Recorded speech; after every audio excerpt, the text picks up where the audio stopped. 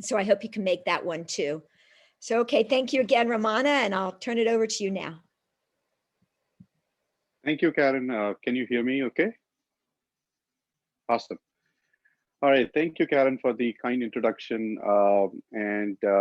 It's my pleasure to be here talking to you all at Stanford. Stanford was my gateway to the United States. When I came to the country in '99, I came to do my master's at Stanford. So I have a 21-year-old history with Stanford. So it's particularly nice to talk to folks at Stanford.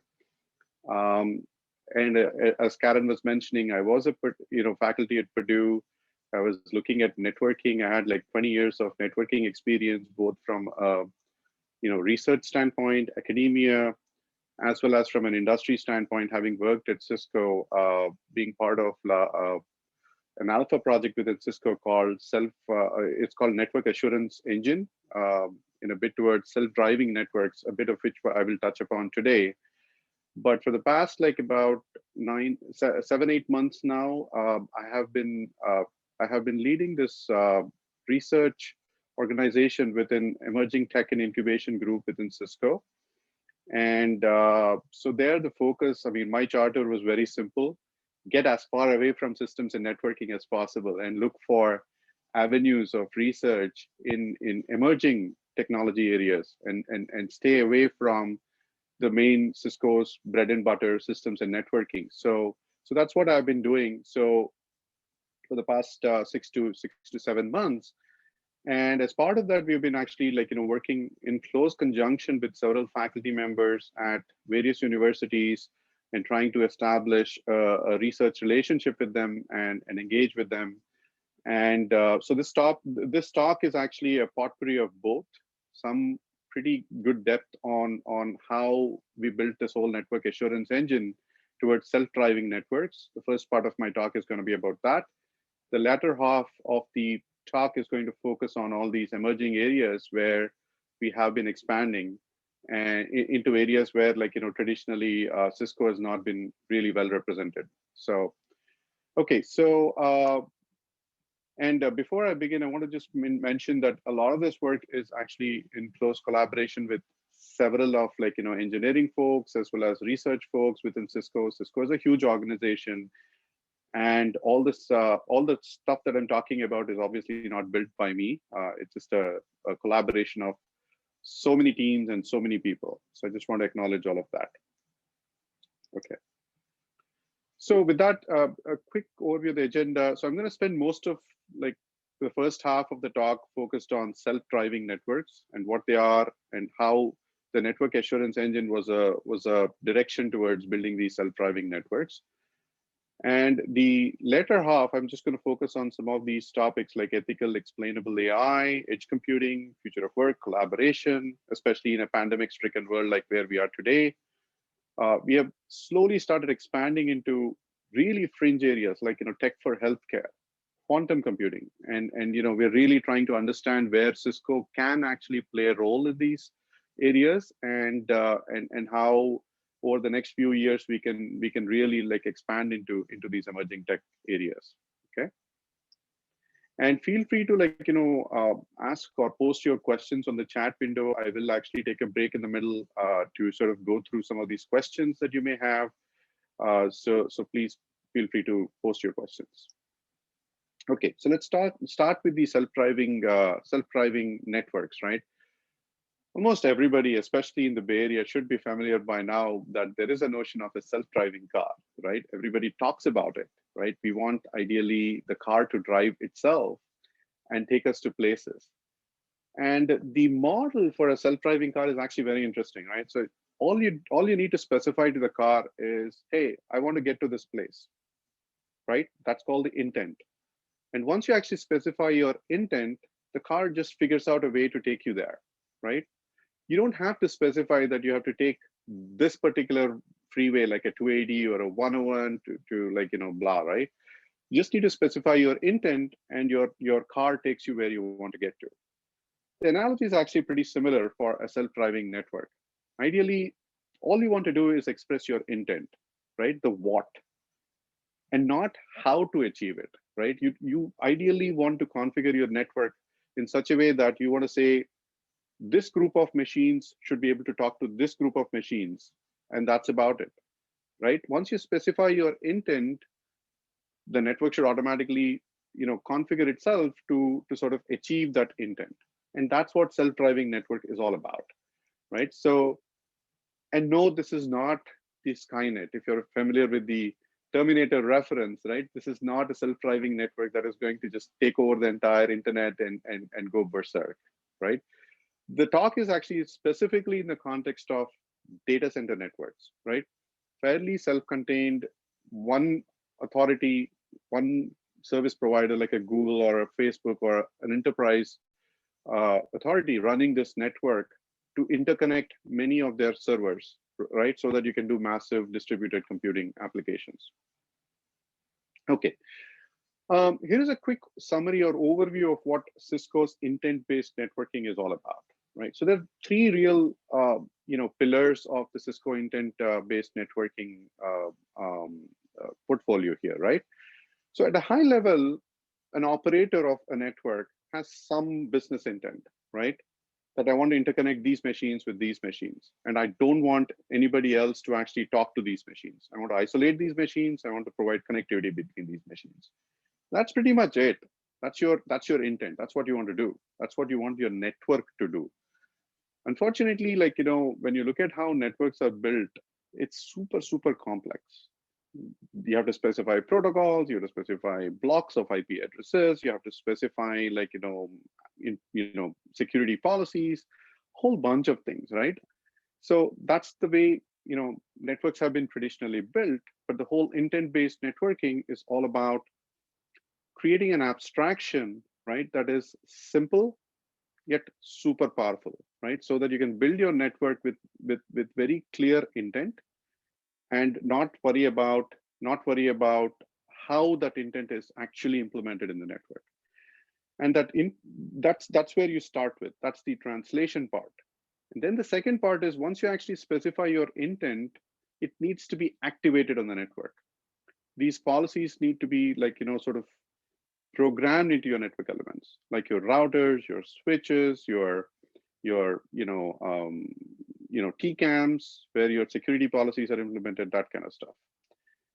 And that basically effectively means that you're programming your physical and virtual infrastructure, right? So that all the intent, whatever policies that you have in mind, get translated into your physical and virtual infrastructure. Now, that's not it. Just by just translating that intent and programming your physical and virtual infrastructure is not sufficient, because there could be problems associated with how the infrastructure is programmed.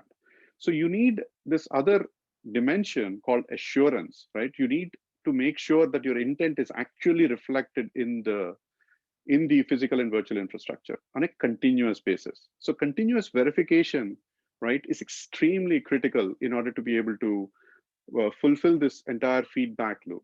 If something goes wrong, you need to be aware and you need to take actions. Like, for example, maybe your self-driving car says, oh, you know what, I can't find a path because 101 freeway is blocked, right? Then the human needs to specify what he wants to do. Should he continue down that path or do something else, right? So, and also maybe because of some bug, whatever, you're forced with an unencountered situation, in which case you have to figure out how to actually navigate through that. So the human is not completely out of the loop, but for the most part, he's out of the loop. Okay.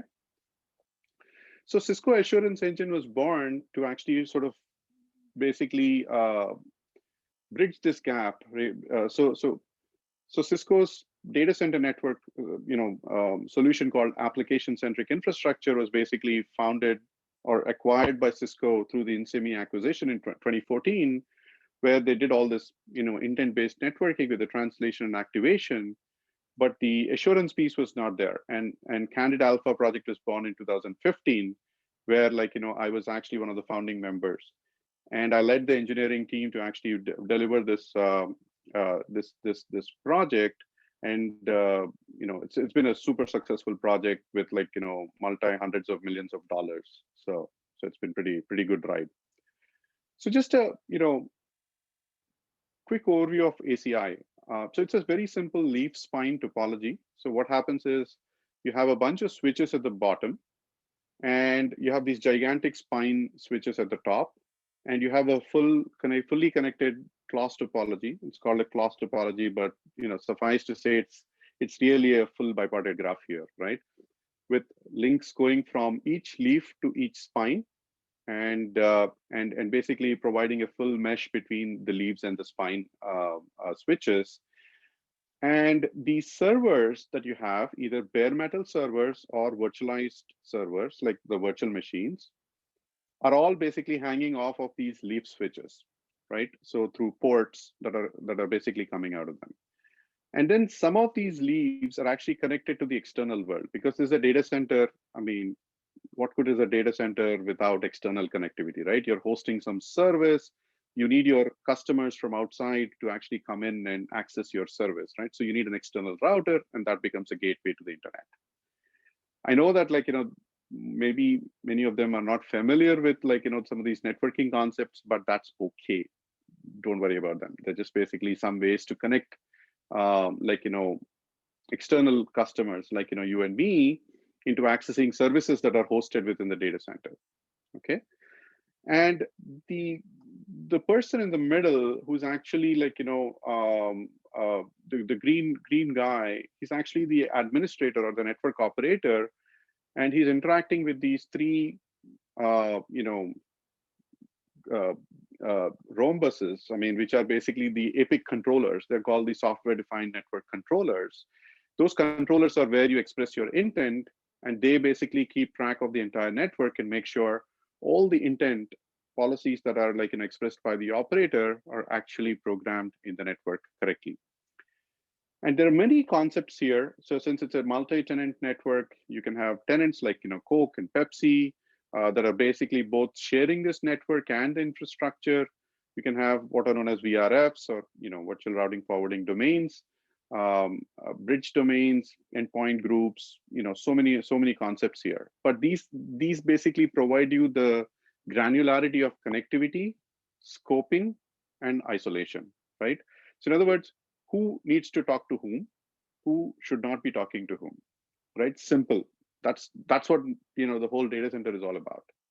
Okay. And the network itself is actually operating in a whitelist fashion. Essentially what that means is, unless you explicitly specify that A should be able to talk to B, right? A is by default not connected to B. Okay, so it's a very security oriented data center. Okay.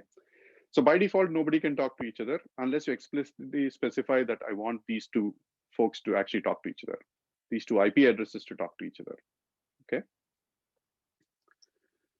Okay, so what is the intent assurance problem here, right? So like I was mentioning, so there is some intent in the head of an operator, and that operator is basically going ahead and using this Epoch policy language, or the ACI. Epoch stands for ACI, I forget. It's just a controller essentially. And the intent is actually specified in the form of Epoch policy language. It's a very declarative model. And once that is specified, basically that gets programmed into all the switches, and in the form of some runtime state to program the data plane. So there could be many issues here. For example, well, I may think that I'm actually trying to interconnect A and B, but intrinsically, that should be straightforward, right? I want A and B to talk to each other. But then if you look at organizations, it's very interesting. Organizations have these teams, like networking team and a security team. Networking team is always about, oh, I want to assign IP addresses. I want these guys to all talk to each other. Security guys are like, I don't want to talk. I don't want to allow these two guys to talk to each other. And when you have distributed administrators, there could be problems about just specifying intent. You could have contradictory intent, right? Where you say, one guy says, I want these guys to be connected. And the other guy says, no, I don't want these guys to be connected. So precedence rules apply, and suddenly you're thinking, oh, I connected all these guys, but still traffic is not flowing. What the heck happened? Oh, there is conflict between multiple administrators that are trying to program intent or operate on different portions of intent. right? So that's human errors. Then on top of that, like you could have, software bugs, system issues. It's a highly complex distributed system. And there could be race conditions, there could be programmer, software bugs, that kind of stuff, where your policy is not really properly deployed in the form of your runtime state. And finally, the fabric itself actually is autonomous for the most part, which means basically routing protocols are designed in such a way that they don't need to be explicitly always talking to the controller. So protocols actually work in a self-organizing manner. They basically talk to each other and figure out connectivity. And in case there is a link that is problematic, then they automatically reroute themselves and so on and so forth, for the most part. But still, they can end up in some issues that are due to these dynamic state changes. And these are all the things that you really want to verify and make sure your network is always operational exhaustively, continuously, and in real time, right? So that if there is an outage, I need to be able to detect it very quickly, right? And it's not like I just did this verification now, so I'm going to sit for 8 hours and come back, right? I needed to do it continuously to make sure my applications are always performing as per the intent, okay? So since most of the folks here are mathematical folks, right? So actually a lot of ideas in this project actually originated out of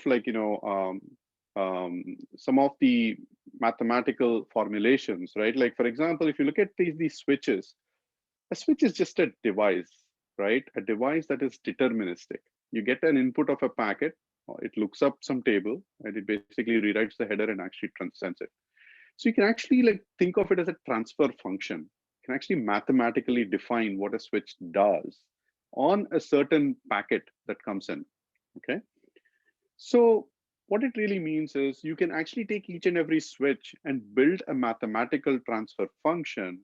And by sort of joining all these individual switches and their transfer functions, you get the transfer function of the entire network.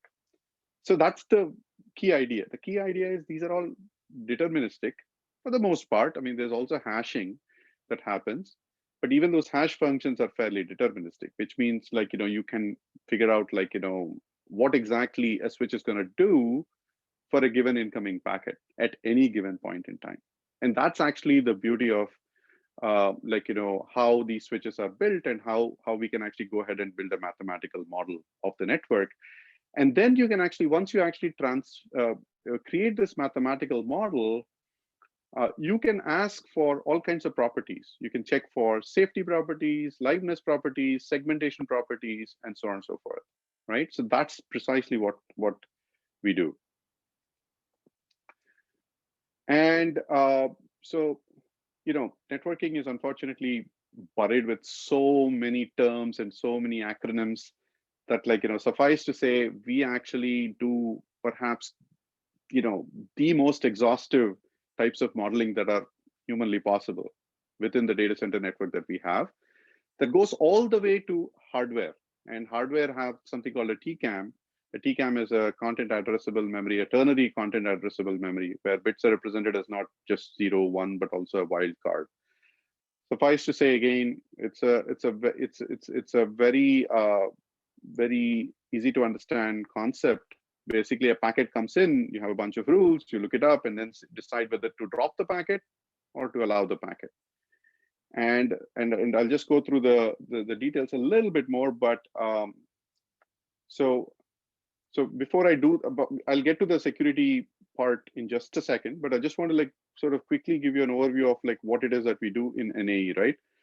So we continuously collect information from the user intent and the APIC policy and the runtime state in the network, right? This is all collected into the NAE network assurance engine via standard REST APIs and SSH, in some cases, to collect information about runtime state as well as the policies.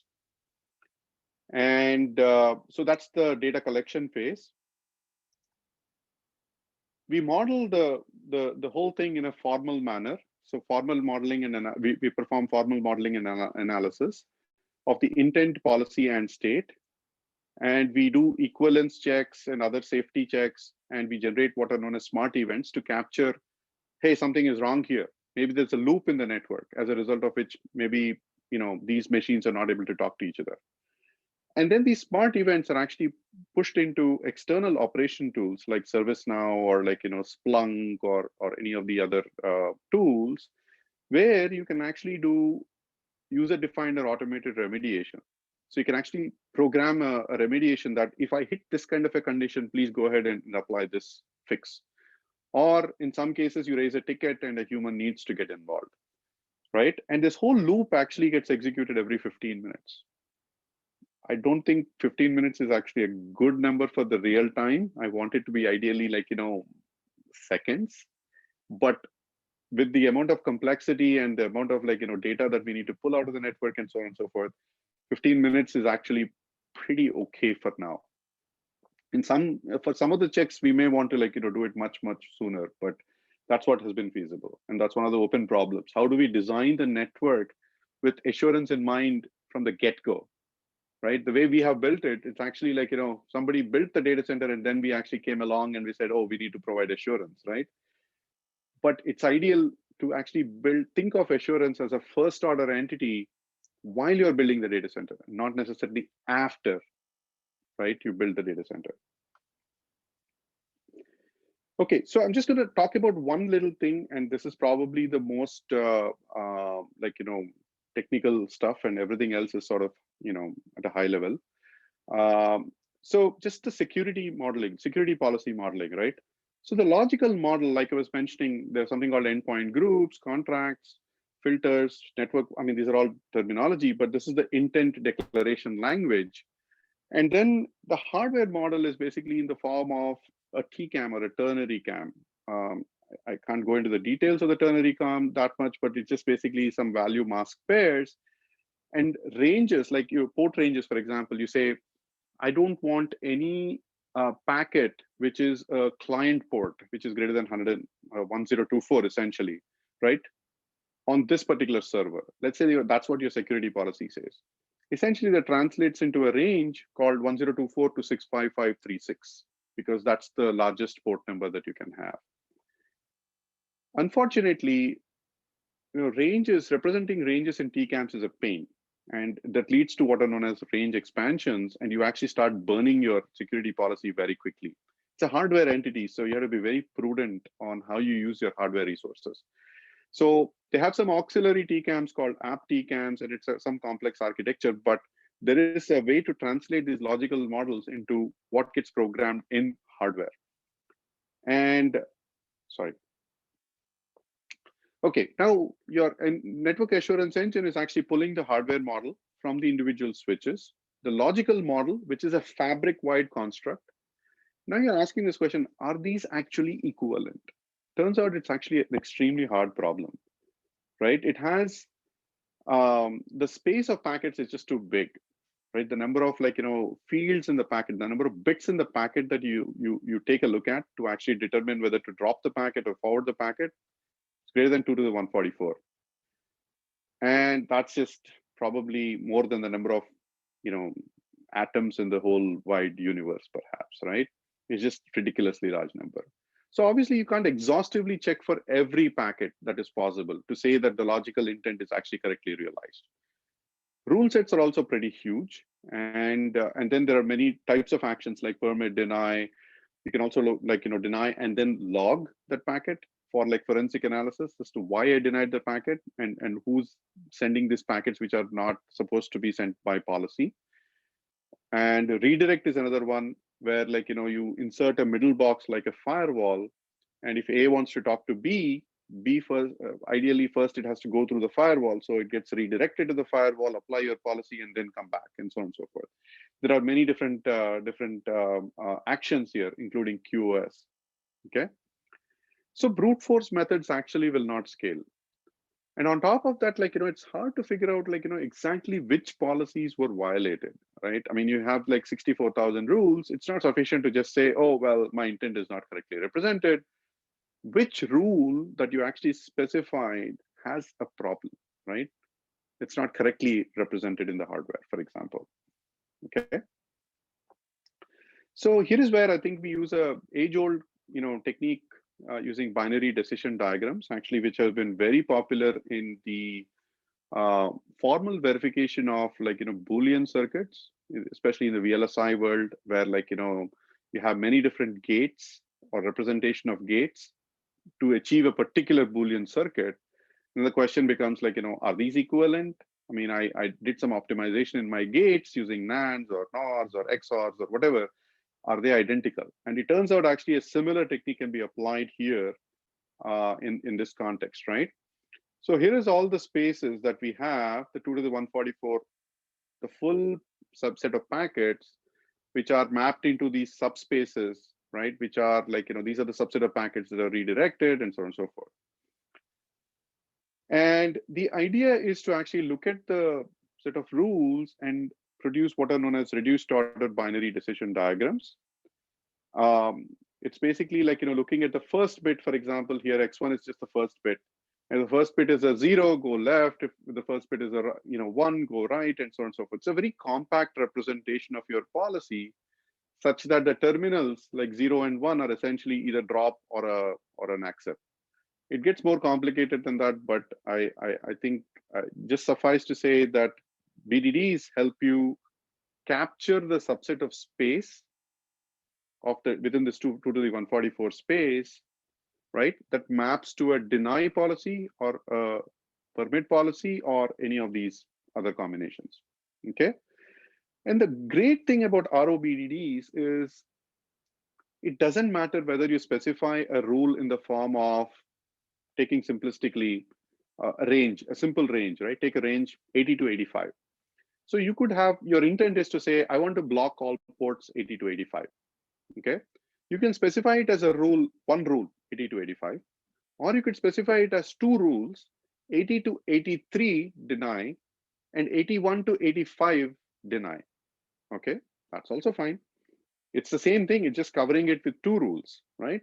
So and so on and so forth. So what happens is basically, it doesn't matter how you specify. It's sort of the reduced order BDD representation is canonical. What that means is it doesn't matter how you specify, how many rules you specify.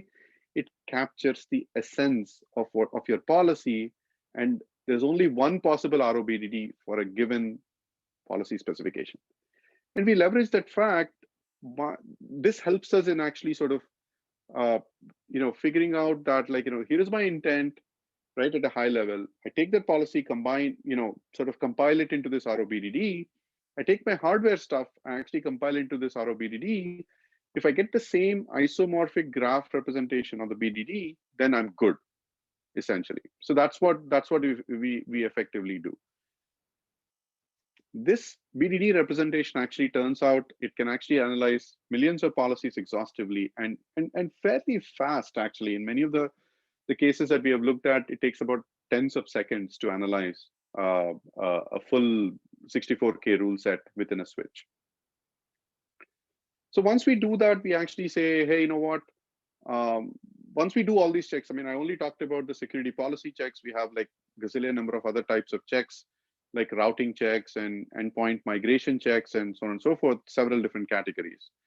But once we actually find a violation, we sort of deliver this violation to the operator in the form of a smart event, like I was talking about.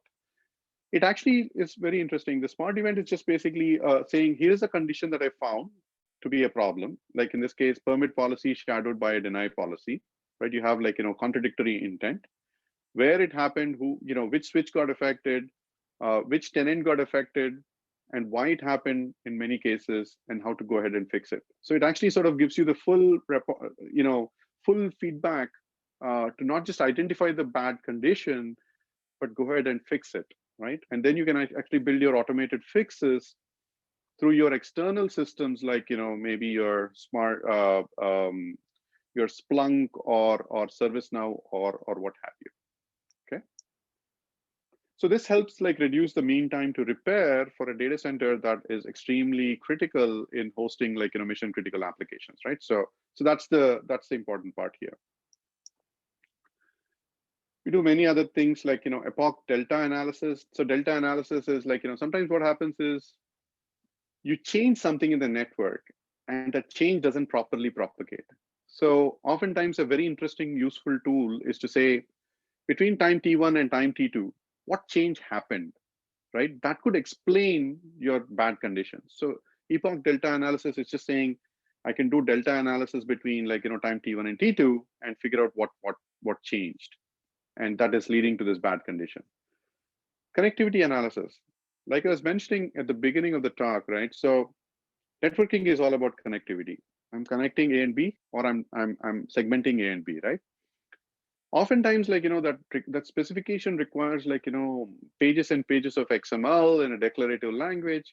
But the operator, an average operator Joe, is trying to understand, hey, have I actually configured, or even my intent specification is this accurate, right? Is this what I wanted to do? The connectivity analysis actually allows you to say, ask these questions. Can A really talk to B?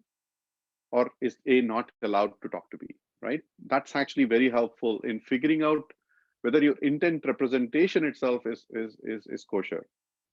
And finally, you could have segmentation compliance, PCI compliance, HIPAA compliance. There's so many compliance rules which are baked into the product, so that you can actually host PCI applications or a healthcare application or what have you. Just a few minutes on something called pre-change analysis. This is actually bringing network changes into similar paradigm as how software changes happen. Okay, so today it's just basically you push a policy and then you hope that everything works well. What you want to do is ideally you want to build a model for the change. If I did this change, what happens, right? Will I be breaking some PCI compliance rule? Or will I be disconnecting things that I'm not supposed to disconnect, right?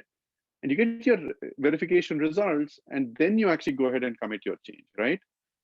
And then actually post-commit, you still want to verify that, because of all the dynamics, the state has not, gotten into some weird state, right? So this whole process actually is extremely critical for reducing your chances of outage, right? Whenever you're pushing a change, and this is an incredible tool for network operators to basically be confident about what changes they're pushing, right? Because they get the verification output that says, yes, whatever you have done actually makes sense. It's not violating any compliance rule. Bunch of open problems in this space, right? So I still feel that intent itself is actually fairly complex to specify today, even with all the abstractions, and there is a lot of room for simplifying intent, and it's an open problem to actually figure out what is the best possible way to specify intent. As I was mentioning also, 15 minutes is, we had to do so many engineering tricks to get it to 15 minutes, but ideally we should be doing it in seconds. And if we can actually facilitate that, that would be really cool.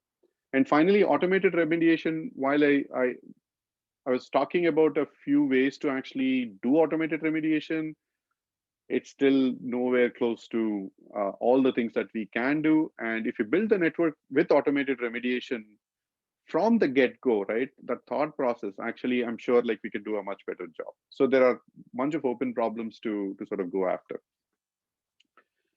Maybe there's a good time to sort of pause and take some questions before I sort of touch upon the other areas that are of interest.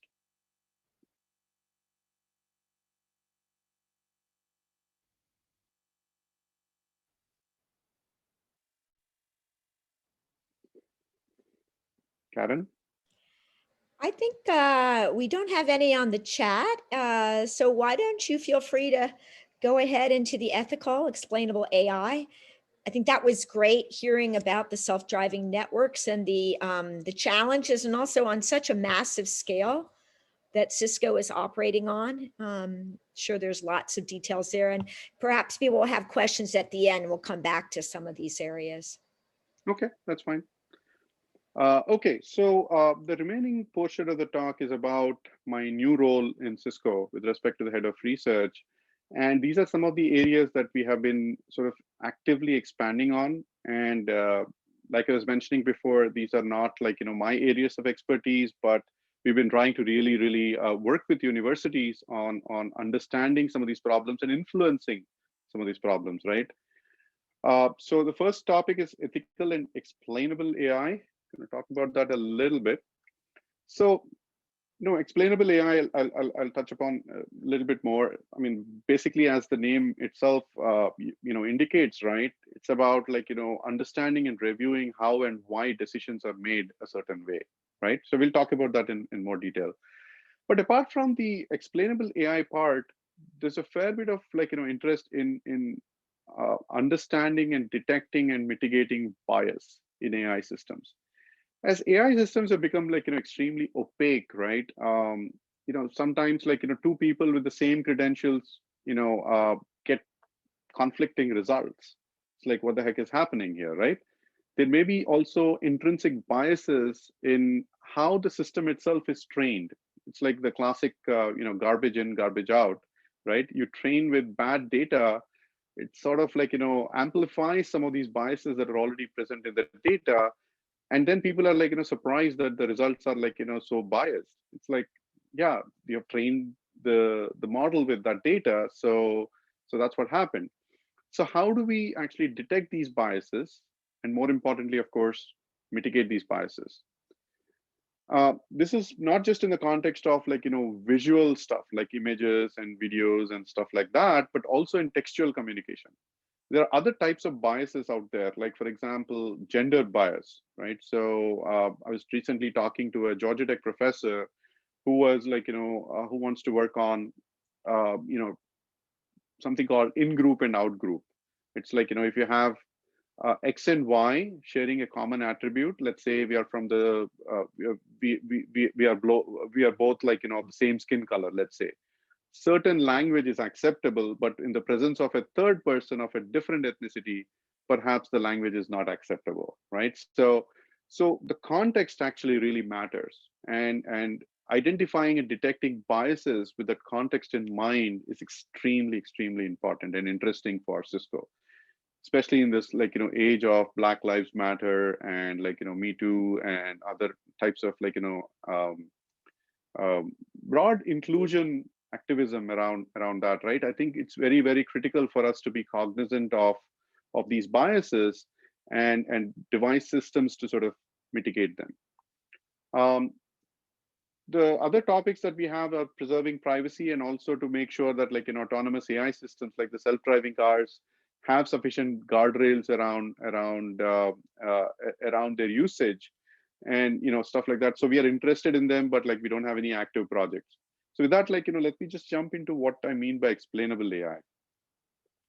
So if you look at machine learning models today, right? You train with a bunch of data, and then you present a cat image, and the model says, yes, this is a cat, and here's some probability, 0.7. I mean, here I think it should be fairly clear, but maybe 0.9, maybe 0.8. And then the person who's actually looking at it is saying, oh yeah, well, this is great that you said this is a cat, but why is this a cat, right? And maybe if the system actually spits out saying this is a dog, then that's a mismatch. And why did it actually like label it a dog where it was supposed to be so glaringly obvious that it is a cat? The problem lies in the fact that ML models tend to be very opaque and very non-intuitive for a person who's actually working with these models. And if you look at the broad area of like learning and machine learning techniques that are out there, there seems to be a continuum between accuracy and explainability too, right? So some of the more earlier methods like decision trees, random forest, some of the most structured ones, they are probably easier to interpret because every decision tree, take a decision tree for example, right? I mean, decisions are made a certain way. Essentially, you can build a predicate out of why a decision has been made very easily in a decision tree. Whereas with convolutional neural networks, deep learning models, right, it's a lot harder to figure out why the answer came out the way it came out. Okay. But deep learning has been shown to be far more accurate and far more, the prediction accuracies tend to be pretty good. So there seems to be the trade-off between accuracy and explainability a little bit. The question is, can we actually create a explainable but like yet accurate AI/ML model, right? The goal of which is basically to say, hey, this is a cat because it has fur, it has eyes, it has whiskers, it has ears. These are the features that led me to conclude that this is a cat, right? And for the applications of this is actually pretty enormous, right? Like when somebody applies for a loan and they get rejected, they know why the system actually rejected that loan, right? At least what are the various reasons why maybe your FICO score is actually low, maybe you have defaulted on your loan payments, when you have taken a loan of similar size before, what have you, right? So the explainability part actually helps people have confidence in these systems, right? Otherwise, the biases and the feeling of a bias actually is only just amplified if it is too opaque and some answer comes out of it, and the person, like if you call up your tech support or your bank customer support guy, and the guy is like, oh yeah, well, my system just told me that you're rejected. I don't know why. That's not a good answer for the customers either. So they need to be able to explain these better, especially in these applications. So that's the goal, and we've been actually sort of like doing some in-house research as well as like talking to a bunch of researchers, including we are actually like sponsoring research along this direction to really understand what types of explanations actually are helpful, right? Is it sufficient to just is it important to specify all the features, or is it sufficient to say, hey, you know what, I got trained in these data sets, and these are the set of examples that I have been trained with, and that's what actually led me to like this conclusion based on the training set, right? Kind of like I use a Zillow example. If you look at Zillow, which is basically primarily there to appraise your home value and tell you that your home is like $2 million worth. How did it come up with $2 million worth, right? It came because it said, look, there are these 5 properties within the vicinity, and sort of like similar looking with like slight differences, whatever. This went for like 1.8 million, that went for 2.3 million, this got sold for 2.2 million. Based on all of these, I came up with like some number 2 million. Okay, at least it tells me, oh, that's how you actually came up with this number, right? All it says is 2 million, then what am I going to do with that number, right? So that's actually, so there are many different ways of explaining these results and actually like understanding what actually intuitively matters to somebody, right, is an interesting open issue in my opinion. Then the other thing is, what knobs should be exposed to the AI/ML consumer, right? So if I'm actually building an AI/ML system, what are the knobs? How much information do I want? What is the accuracy of the information? Like if I give a predicate with like 20 different because it has the cat has whiskers and eyes and this and this. So where do you draw the line, right? If you keep spelling out every little detail that led to the answer, that's just too much information. How do you control the information in such a way that the consumer actually can make sense out of it? On top of that, like how do you design efficient algorithms around explainable AI, right? What additional information do you store? And many more topics in this general direction that that I think are quite fascinating to sort of work with. Okay, so this may be the one area where I'll talk a little bit more, maybe like spend 4 or 5 minutes, and then just quickly breeze through the others. So edge computing is is an emerging area for us as well as like for the whole world, right? With applications like augmented reality, virtual reality, 3D construction, all these applications are emerging. IoT is around. Connected cars are another like big driver of edge computing. Many of these applications have this like characteristics like low latency, high throughput, and they tend to be also computationally intensive. Now, you can actually like deploy these applications with connectivity to the cloud, where like you're taking this image and let's say pushing it to the cloud and do all your computation there and actually bring it back to the edge device, right? You could do that. The problem is actually latency. Latency from an average edge device to where you are in the cloud could be of the order of tens of milliseconds. And you also need like high throughput. They tend to be pretty bandwidth intensive, especially if you're streaming images which are, 1080p or like, 4K quality, then that's like, tremendous amount of information that is getting transferred to the cloud.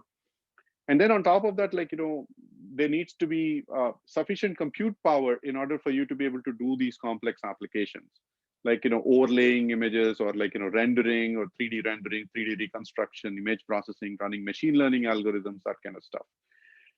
So cloud has the compute power. However, like, the latency and the throughput, the available bandwidth is actually comparatively less. So how can you bring the cloud to the edge, right? So that's what edge is all about.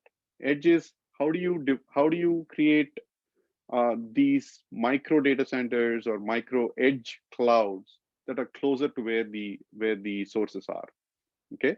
Some of the other challenges are like, depending on your applications, you may need access to a CPU, you may need access to a GPU or a tensor processing unit, depending on if you're running a machine learning algorithm. They also tend to be like, resource constrained. There's some resources that you have statically deployed in a given edge cloud. Let's say the number of like, users, because there is a football game right next to where this particular edge location, right? There's a football game, and as a result, number of users that are actually using an edge application just surged overnight. How do you leverage the augmented capacity in an edge cloud which is neighboring to you, right? How do you load balance? How do you push some of the requests to the neighboring one? How do you, in other words, join forces with all these disparate looking edge clouds to sort of like, migrate, workloads around, load balance things around, and optimally utilize your resources? As I was mentioning, the resource demand, like, is highly variable and your available capacity varies. So how do you sort of like, dynamically adjust to your traffic surges and stuff like that? Lots of challenges in edge. This is a very, very, very, very important problem. Actually, it's one of the key areas of like interest to Cisco, especially given that Cisco has a very big IoT business, and it's also very active in service provider areas and so on and so forth. So some of the challenges are like, how do you efficiently utilize your resources? How do you do efficient load balancing, migration, right? In case you have too many workloads happening here, you need to migrate some workloads to a different edge cloud. My favorite is actually simplifying the abstractions for edge delivery. So what happens is, how do you create a software stack that allows you to roll out new edge applications, right, without knowing all the nitty-gritties of your underlying infrastructure? So there's a fair bit of like, work that needs to go into simplifying abstractions. 5G is around, but not in all locations. So how do you leverage 5G while being actually backward compatible? Data protection, backup, privacy, compliance, these are always big issues. How do you make sure, like, you, for example, are compliant on GDPR, right? GDPR is this like, European stuff where like, your data has to stay in Europe, right? So when you're building like, these gigantic geo-distributed applications, you want to make sure that your data is still localized to honor the appropriate compliance issues. And finally, a lot of times we look at infrastructure and applications as two separate entities, and you look, infra guys go ahead and optimize infra, app guys go ahead and optimize their application. But what would be ideal is a combination, a full stack approach to actually take both the infrastructure and application to sort of optimize at that level. Okay, so I have barely 5 minutes left, and I have like 3 more topics that are exciting, but I don't think I should be covering them. I should probably just touch upon them very quickly. Pandemic-stricken world, work, collaboration, software, like, it's extremely important. Lots and lots of topics of interest for us that we have been expanding on, augmented reality, virtual reality, confidentiality of data across devices, How do you facilitate, meetings and discussions without actually, you having the water cooler talks, right? I mean, in a real office environment, people interact much more freely, and a lot of innovation happens. In a Zoom-stricken or a WebEx-stricken world, how do we facilitate similar stuff, right? So there's a lot of like very interesting research topics around future of work that I mean, some of them are listed on the research.cisco.com webpage, so should definitely take a look at it. Healthcare, there's a role for Cisco or in general any tech company, right? So tech is here. Tech can actually really facilitate healthcare. Some of the core topics like how do you devise better sensors so that you can actually continuously monitor and evaluate your biomarkers. AI ML has a big role to play in improving healthcare, minimizing errors, dangerous mistakes, scalable monitoring of public health protocols, stuff like that. There's a big role for tech in healthcare. And finally, quantum computing is something that we have been super excited about. There's a lot of frenzy of activity around quantum computing, how it has the potential to append pretty much all notions of security or algorithms that you thought were previously very difficult. How do they work in the quantum realm? How do you build a quantum network? How do you do quantum network management, protocols, stack, algorithms, all that kind of stuff. So, okay, just final slide. I just want to say that my team actually supports research broadly. We in the form of gifts to support university research, which many faculty, including Stanford folks, have taken advantage of. We hold PI summits, invite people to come and give it talks, postdocs, faculty, visiting faculty, sabbaticals, that kind of stuff, and a bunch of consortia that we are part of, including ICME and other conferences that we sponsor on a regular basis. All this is actually administered through my team, so I'm super excited to just sort of put this in, and maybe I have 2-3 minutes for any questions or so. Thank you, Ramana. That is excellent. And I would add for students out there, especially PhD students who are not too familiar with these different areas of Cisco research, there's some great resources on their website of grants, open proposals right now that you can discuss with your faculty advisors. There's some wonderful areas. I don't know, Ramana, are any particular ones that you'd like to put a plug in for now that are open? Actually, I think all of the above, all of these areas are of interest to us. If I were to actually take a look at what ICME can really contribute in, I think that would be probably explainable AI, maybe edge computing, even quantum computing, right? I mean, I'm assuming there are folks who are active in quantum computing areas within Stanford. And if there are folks there that we would love to talk to them and get to know their perspective and potentially even work with them. Mhm. That is great. Let's see, we have one question here. Marshall says he would love to learn more about interest in health tech. And that is something we hear from a lot of students, interest in health tech. And, what is Cisco doing in those areas that might be relevant to ICME? As of now, nothing in health tech, but we have been talking to, I mean, part of this whole agenda was to actually sort of expand broadly into areas in tech for healthcare, and the type of projects we have been sort of evaluating, right, to sort of fund as well as work with, have this notion of how do you use let's say seniors, right, that are basically in homes. How do you put sensors to sort of detect things like their heart rates or like their sleep patterns or their pose or their walking patterns, dementia, a whole bunch of these biomarkers, right, that help you understand the overall health of a senior person in a completely non-intrusive way, right?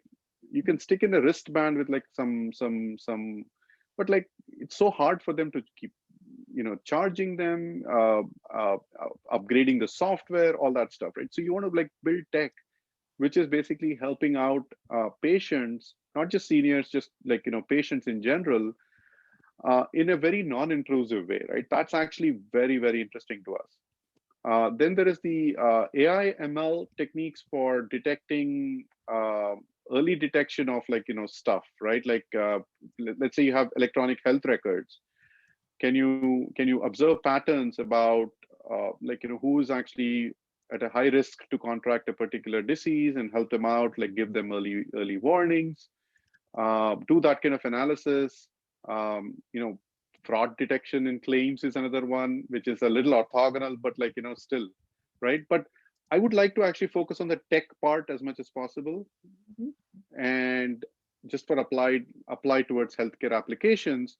Not so much Cisco would probably take a while to get to vaccine manufacturing or something like that. That's a little bit out there.